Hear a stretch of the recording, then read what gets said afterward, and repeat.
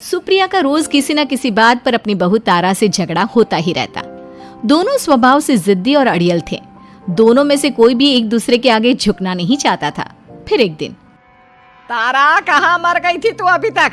सुबह से शाम हो गई, घर में इतना काम पड़ा है, ये सब छोड़कर कहाँ मौज मस्ती करने गई थी?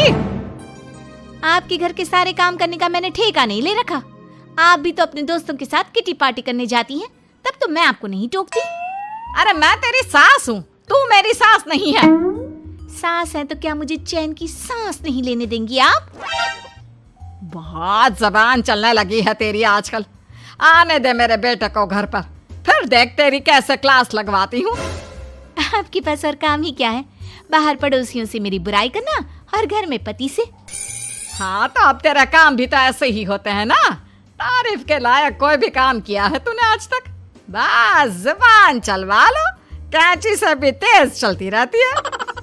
सिर्फ जुबान ही नहीं, हाथ पैर भी चलते हैं, जिनकी वजह से आपको घर में इतनी सफाई देखने को मिलती है, वरना आपको तो अपनी किटी पार्टियों से फुर्सत नहीं मिलती। तो कहना क्या चाहती है? घर का क्या सारा काम तू खुद अकेले करती है? तो और क्या नौकरानी करती है? इसी तरह तारा और सुप्रिया में आए दिन लड़ाई होती। दोनों के दिन की शुरुआत ही एक दूसरे से लड़कर शुरू होती और लड़कर ही खत्म होती, मानो ये अब उनकी दिनचर्या का हिस्सा बन चुकी हो। शाम को तारा का पति वैभव घर आता है। वैभव को देखते ही उसकी माँ सुप्रिया उसके पास आती है और कहती है, बेटा वैभव, अच्छा हुआ जो तू आज जल्दी घर आ गया। देखना तेरी बीवी सुबह से मुझसे लड़ी जा रही है। माँ की बातें सुनकर वैभव तारा को जोर जोर से आवाज़ें देने लगता है। क्या हुआ जी, इतना चीख क्यों रहे हो? तारा, तुमने आज फिर माँ से लड़ाई की? अरे लड़ाई मैंने नहीं की, शुरुआत पहले इन्होंने की थी। समझा दीजिए अपनी माँ को। मुझे कहीं भी आते जाते टाइम टोके नहीं, वरना मैं अपना सामान बांधकर मायके चली जाऊंगी। इतना कहकर तारा वहां से चली जाती है। ये सब क्या चल रहा है माँ? किसी दिन मैं आप लोगों के चक्कर में जरूर पागल हो जाऊंगा। आप लोग कभी प्यार से क्यों नहीं रहते? अरे वो हमेशा मेरी बातों का उल्टा जवाब देती है बेटा। अब तू ही बता मैं क्या करूं? तो आप उसे ताने मारती ही क्यों है माँ? वाह बेटा वाह, तुझे मेरे ताने दिखते हैं, उसका बात करने का तरीका नहीं दिखता। देखा नहीं वो किस तरह से बात करती है मुझसे।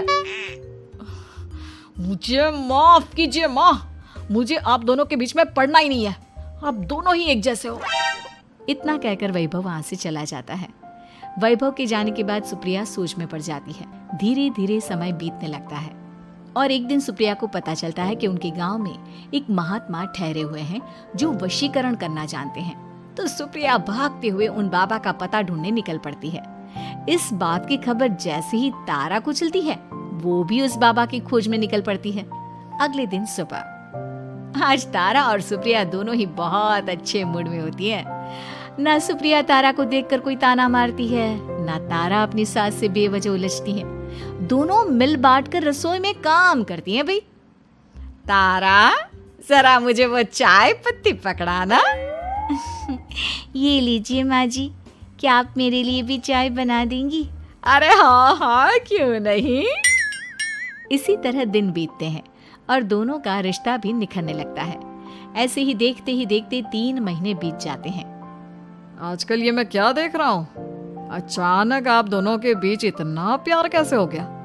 एक दिन था जब कभी माँ आप तारा को ताने देते देते नहीं थकती थी, और तारा, तुम पहले तो कितना उलझती थी माँ से, तो अब ये अचानक क्या हो गया आप दोनों को? अरे यह सब तो एक बाबा का कमाल है, जिसने मुझे ये ताबीज दिया था। सुप्रिया के हाथ में बंधा ताबीज देखकर तारा चौंक जाती है। ये ताबीज तो उस बाबा ने मुझे भी दिया था, आपको अपने वश में करने के लिए। इसका मतलब तू भी उस बाबा से मिलने गई थी? आपकी हरकतों की वजह से ही मुझे जाना पड़ा था। ये सब क्या चल रहा है? मुझे तो आप लोगों की कोई भी बात समझ में नहीं आ रही।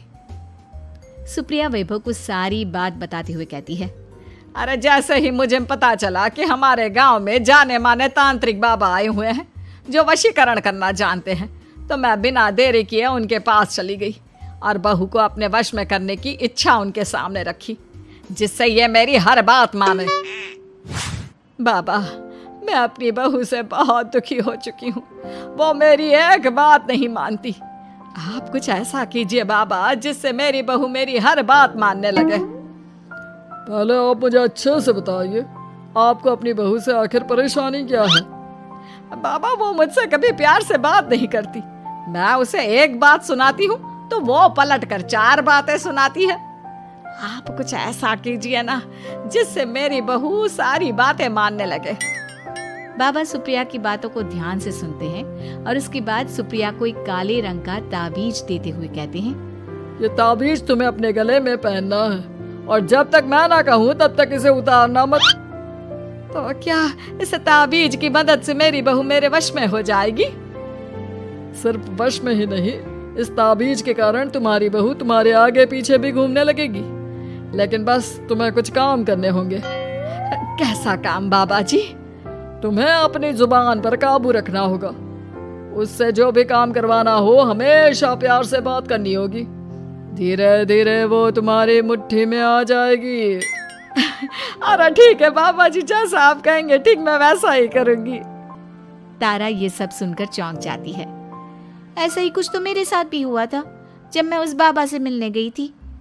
बाबा जी, मैं अपनी सास से बहुत तंग आ चुकी हूँ। वो हर रोज़ किसी न किसी बहाने मुझसे लड़ती रहती हैं। आप प्लीज़ कुछ ऐसा करिए ना जिससे मेरी सास सुधर जाए और मुझे बेवजह टोकना बंद कर दे। तारा की ये बातें सुनकर पहले तो बाबा सोच में पड़ जाते हैं। उसके बाद वो तारा को भी काले रंग का ताबीज पकड़ाते हुए कहते हैं, ये लो बिटिया, इसे अपने गले में पहन लो और जब तक मैं तुम्हें इसे उतारने के लिए ना बोलूं तब तक इसे उतारना नहीं। इस ताबीज को पहनने से तुम्हारी सास तुमसे प्यार करने लगेगी और दिन रात तुम्हारे आगे पीछे घूमेगी। ये सुनकर तारा बेहद खुश हो जाती है। बाबा, इस ताबीज का असर कब तक होगा? अगर तुमने मेरी सारी बातें मानी तो इस ताबीज का असर तुम्हें 2 दिन बाद ही दिखने लगेगा। उसके लिए सबसे पहले तुम्हें अपनी सास को इज्जत देनी होगी, उनके साथ प्यार से बर्ताव करना होगा और अगर कोई भी काम भी करवाना हो तो प्यार से ही बात करनी होगी। फिर देखना वो कैसे तुम्हारे इशारों पर नाचती है। ठीक है बाबा जी, जैसा आपने कहा है मैं ठीक वैसे ही करूँगी। इसका मतलब उस बाबा ने हम दोनों को एक जैसे ताबीज देकर पागल बना दिया। जरूर कोई ढोंगी बाबा होगा। इतने में ही बाबा भी उनके घर पहुंच जाते हैं और मुस्कुराते हुए उनकी ओर आते हैं और उनसे उनके हालचाल पूछते हुए कहते हैं, ताबीज का असर हुआ या नहीं?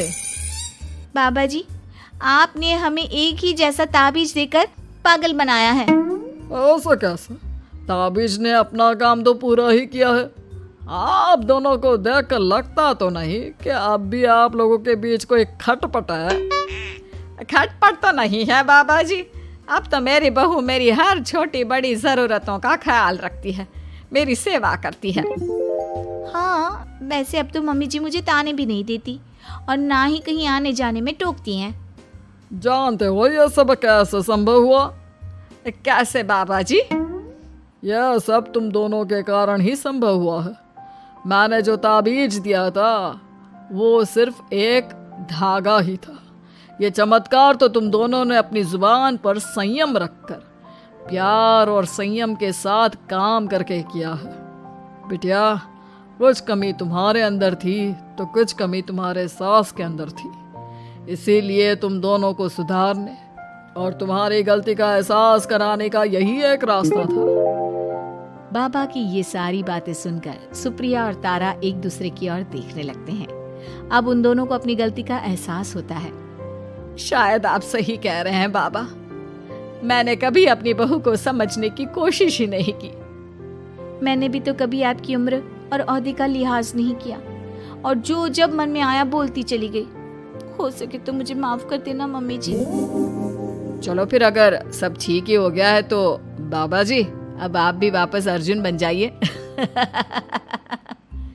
वैभव की बात पर बाबा अपनी नकली दाढ़ी हटाते हैं तो उसे देखकर सास बहू हैरान रह जाती हैं। अरे अर्जुन भैया, आप? हाँ भाभी, आप दोनों के रोज रोज वाले झगड़ों से परेशान होकर एक दिन मेरे इस दोस्त ने एक प्लान बनाया और मेरी मदद मांगी, तो मैं इनकार कैसे कर सकता था।